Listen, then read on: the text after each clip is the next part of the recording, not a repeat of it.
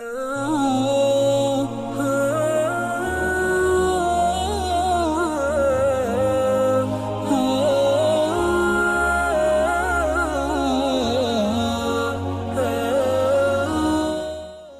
ایمان والو وہ کیوں کہتے ہو جو کرتے نہیں ہو.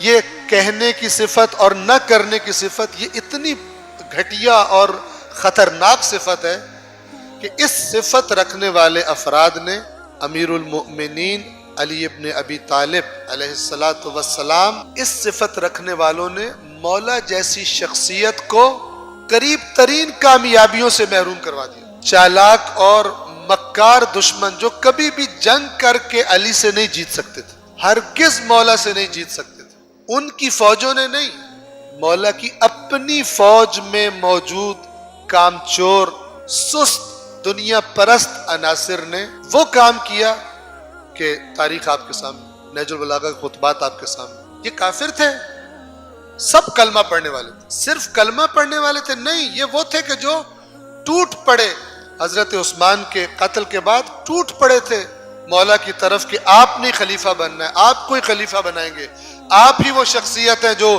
اسلام کو اس حالات میں لے کے چل سکتے ہیں. یہ وہ لوگ تھے، اور یہی وہ لوگ تھے کہ جنہیں کچھ عرصہ گزرنے کے بعد مولا فرما رہے ہیں کاش میں نے تمہاری شکل بھی نہ دیکھی ہوتی.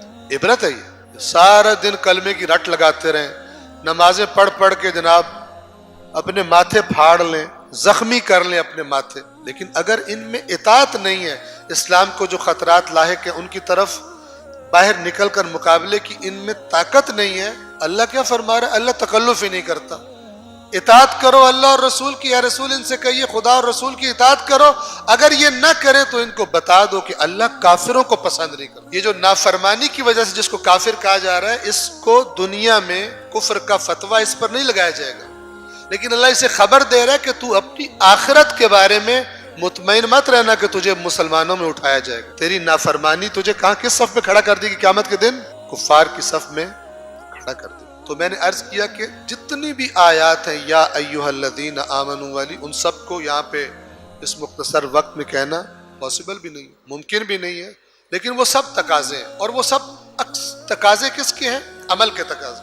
میں اکثر دروس میں وہ سورہ عنکبوت کی جو دوسری آیت ہے وہ پڑھا کرتا ہوں. بسم اللہ الرحمن الرحیم. پہلی آیت کیا؟ الف لام میم. دوسری کیا ہے؟ احسب الناس ان یترکوا ان یقولوا آمنا وهم لا یفتنون.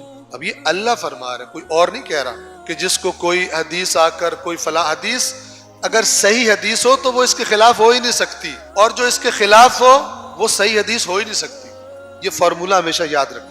لیکن یہ فارمولہ بھی فائدہ کس کو دیتا ہے؟ جس کو اللہ کی کتاب سے آشنائی ہو، ورنہ تو کیا پتہ سننے والوں کو کہ یہ قرآن سے ٹکراتی ہوئی بات ہے یا نہیں ہے.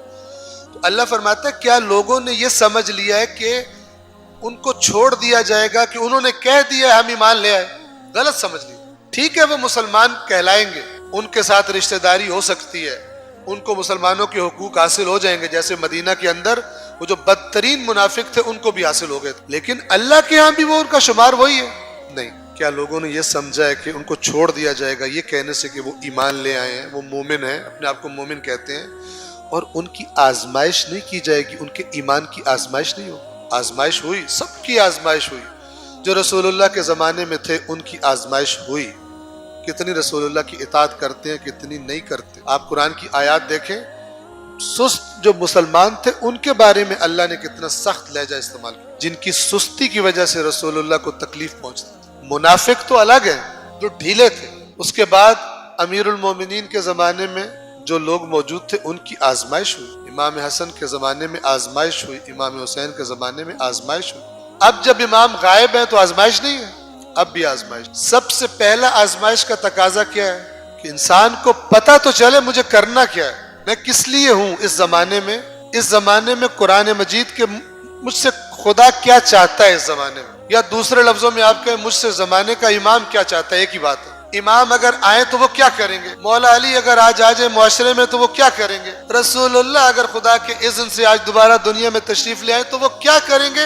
اور جو انہوں نے کرنا ہے اس کے مقابلے میں میں کہاں کھڑا ہوں؟ آج ایک میں کتاب دیکھ رہا تھا تو اس میں بڑی خوبصورت بات تھی، اور وہ روایات سے لی گئی تھی. ایک عالم کر رہے تھے لیکن روایات سے لی گئی. وہ کہہ رہے تھے کہ انتظار ایک عمل کا نام ہے، بے عملی کا نام انتظار نہیں ہے. جو عام تصور ہوتا ہے انتظار، بیٹھا ہوا ہاتھ پہ ہاتھ دھر کے کیا کہہ رہا ہے میں انتظار کر رہا ہوں. یہ انتظار وہ نہیں ہے جس انتظار کا ہم سے تقاضا.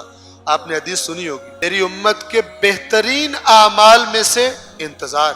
اپنے زمانے کے امام کا انتظار میری امت کے بہترین اعمال میں سے ہے.